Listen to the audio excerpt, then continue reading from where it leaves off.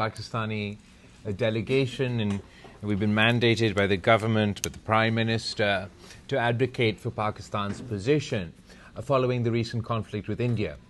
And Pakistan's, our mission is simple: we seek peace, and we'd like to pursue dialogue and diplomacy as the only path to said peace.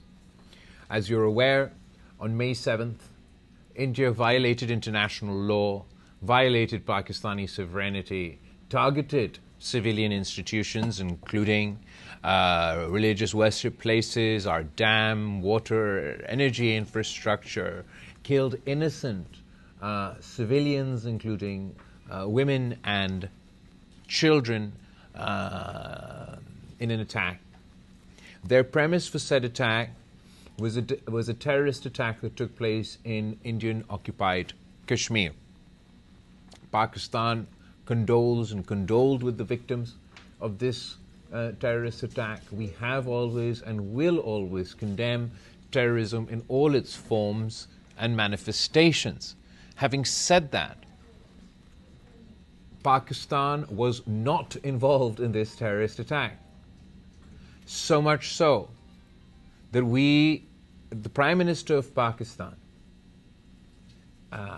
immediately after this attack took place, offered to India that Pakistan was ready and willing to be part of an impartial international inquiry into the incident.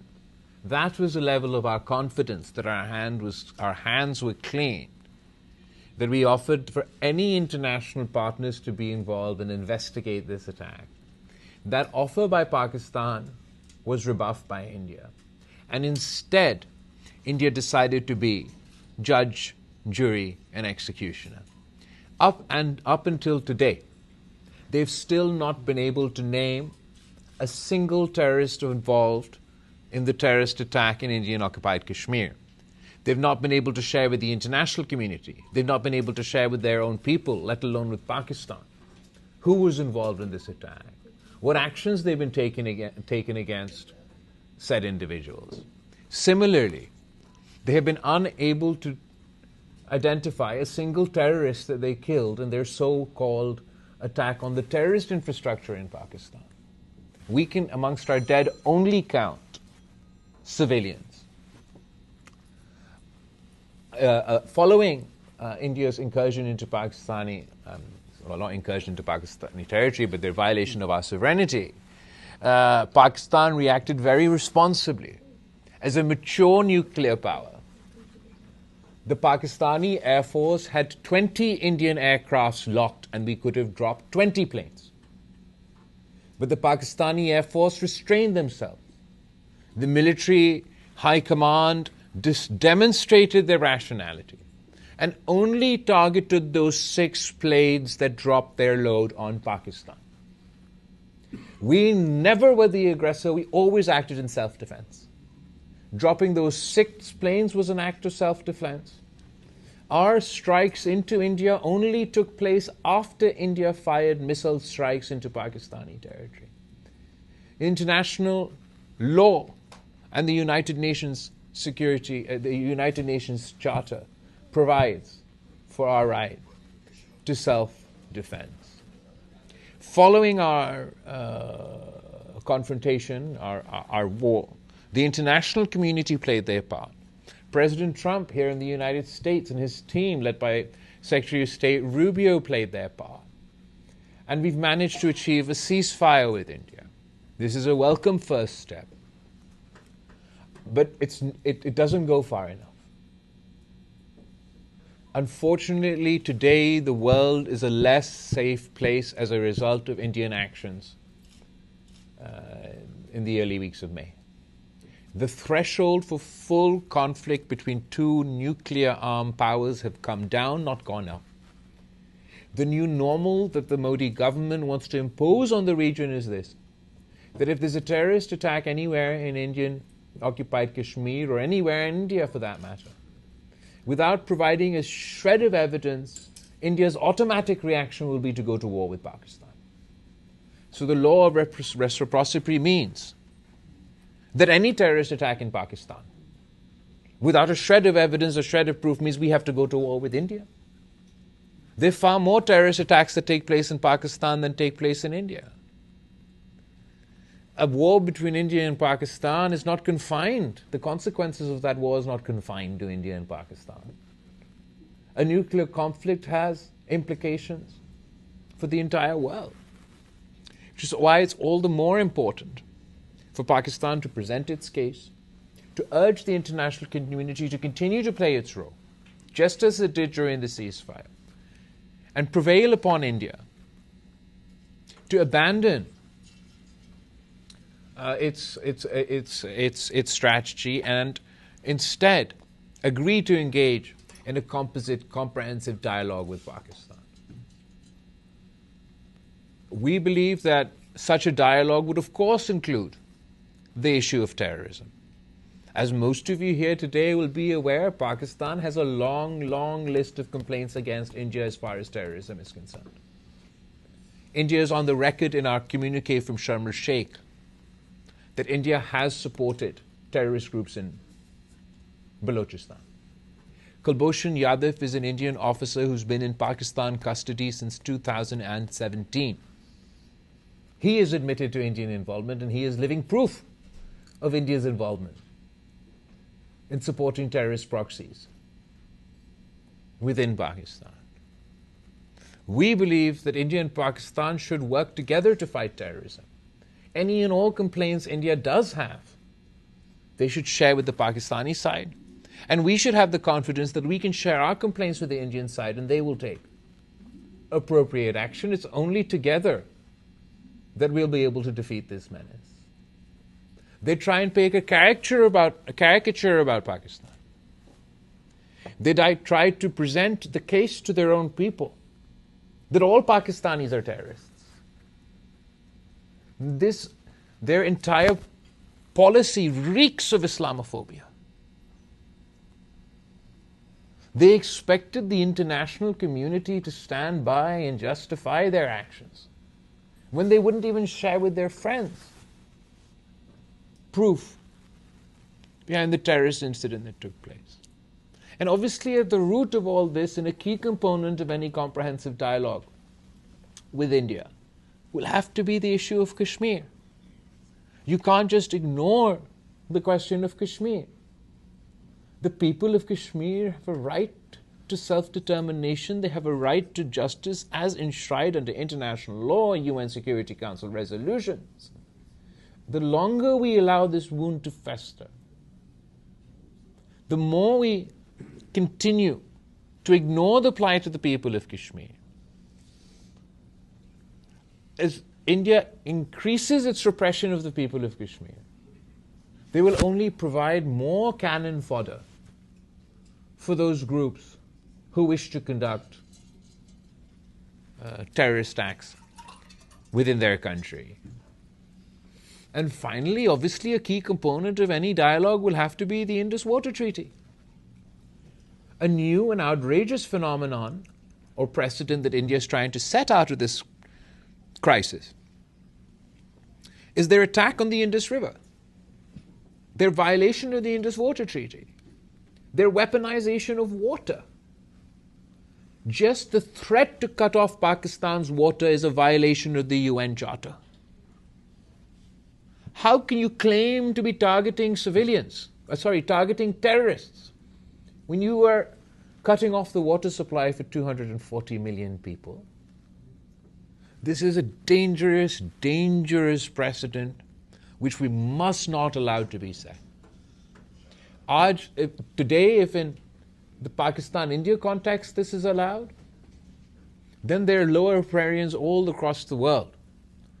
And tomorrow, such a strategy will be used against them.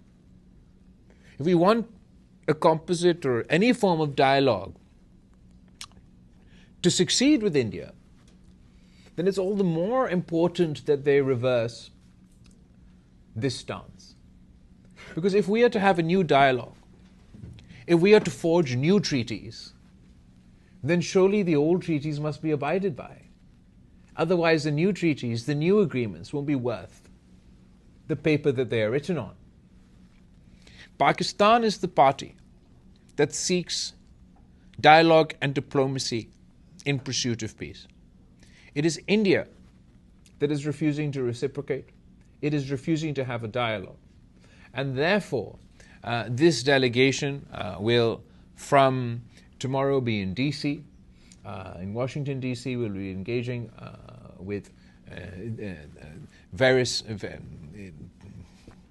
offices and the Parliament and different institutions over there to convey this point of view. And we call upon you to play your role within the American society to convince the people of this country that it's not in their interest to let this status quo continue. India has pitched itself as a net security provider in the region. American tax dollars, your tax dollars, go to subsidize the Indian economy and the Indian military for them to be this so-called net security provider. And I ask you, what security is being provided when India acts like a rogue state? When India is trigger happy with nuclear war? The real net security provider would be for India and Pakistan to have peace.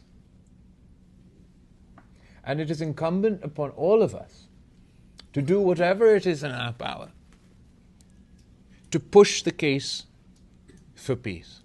It is not in the interest of the people of Pakistan, and no matter what the government and the Prime Minister and the various delegations of India say, it is not in the interest of the people of India for India to pursue this policy. They will not be able to stop terrorism if this is the new status quo. If we haven't, between 2019, when the last incident took place, and 2025, India and Pakistan had no conversation. So if you're not going to talk about terrorism, you're not going to share information about terrorism, you're going to be two nuclear-armed countries, but you're not going to have any dispute resolution mechanism. That is a recipe for disaster. It's a recipe for instability. And as I say, it's completely illogical. How will the Indian government explain to its people, that they are more safe today than they were before their planes fell and this war started? Unfortunately, wherever we look, there's crises and conflict, and the world is distracted. But I believe that the Pakistani community here in the United States have an important role to play. You contribute to this society. You contribute to this economy. You participate in their democracy. And your voice will be heard. So we request from you to add your voice to ours, and for all of us to work together to this end. I think that America is uniquely placed. They have a good relationship with Pakistan. They have a good relationship with India. President Trump, no matter what everybody's opinion may be, has had a commendable role throughout this conflict. He's spoken about peace. He's repeatedly endorsed the ceasefire between India and Pakistan. All of Pakistan welcomes the role of President Trump in this crisis, and perhaps President Trump is uniquely placed to play a role to establish permanent peace in South Asia. So this, by and large, has been our mission, has been our message. We've had positive receptions here at the United Nations. We've engaged with the UN Secretary General, the President of the General Assembly, the President of the United Nations Security Council, with the E10, which is the group of elected members of the UN Security Council, with the OIC, with individual para-reps from different countries. As far as Pakistan's case for peace and our desire to engage in dialogue and diplomacy, everybody has been very receptive. As far as Pakistan's stance on the Indus Water Treaty and the weaponization of water, everybody has been very perceptive. As far as Pakistan's transparency, Pakistan's credibility, and Pakistan's clarity vis-a-vis terrorism, and specifically in light of the Prime Minister's offer during this crisis, everybody has been very receptive. And as far as the issue of Kashmir is concerned, everybody knows that's the root cause. We understand it's difficult, but it's a conversation that must be had. We have a rather extensive delegation with us, and it's really benefited us throughout this process. Every delegation, everybody we've interacted with has complimented our delegation. As you're aware, Senator Faisal Sabzwari is from Karachi. Khurram Dastagir Sahab is the former Minister for Defence and Commerce and Foreign Affairs also. Ambassador Jalani Sahab हमारा foreign minister भी रहा है, foreign secretary भी रहा है, ambassador to the US भी रहा है. Hina Rabbani Khar Sahiba हमारा the former foreign minister, Musaddiq Malik साहब आजकल तो climate का वजीर है, इससे पहले पानी का और क्या था, पहले तेल थे, पेट्रोलियम भी थे. एम्बेसडर साहब, तो आज हम एम्बेसडर साहब के साथ अपना डीसी का कंपोनेंट शुरू कर रहे हैं. शहरी रहमान साहिबा तो यहाँ का एम्बेसडर भी रही है, क्लाइमेट की वजीर भी रही है, आजकल मेरा पार्लिमानी लीडर है. सेनेट में सेनेटर बुशरा भट्ट साहिबा भी हमें इस ट्रिप में ज्वाइन कर रही है. Ambassador Tahmina Janjua has been a real asset for us, the former Foreign Secretary, the first female Foreign Secretary of Pakistan. And inshallah ta'ala, jo main capitals hai, we started here in New York, we're going to DC, we'll go to London, we'll go to Europe, we'll go to Paris, we'll go to Brussels, Strasbourg type. Phir hum वापस पाकिस्तान जाएंगे, and in the other rounds then our delegations will try and cover some of the other countries in which we want to engage with. We know that we have truth on our side, we have facts on our side, we have international law on our side. So ultimately we are confident that inshallah ta'ala Pakistan will be able to prevail in this current situation and convince all those involved to prevail on India that we must pursue dialogue and diplomacy is the only path to peace. I thank you all very much. I'd like an opportunity for anybody from my delegation if they wish to add something, if they feel we've missed something, and then we'd be very happy to answer any questions or thoughts that anybody here may have. Thank you.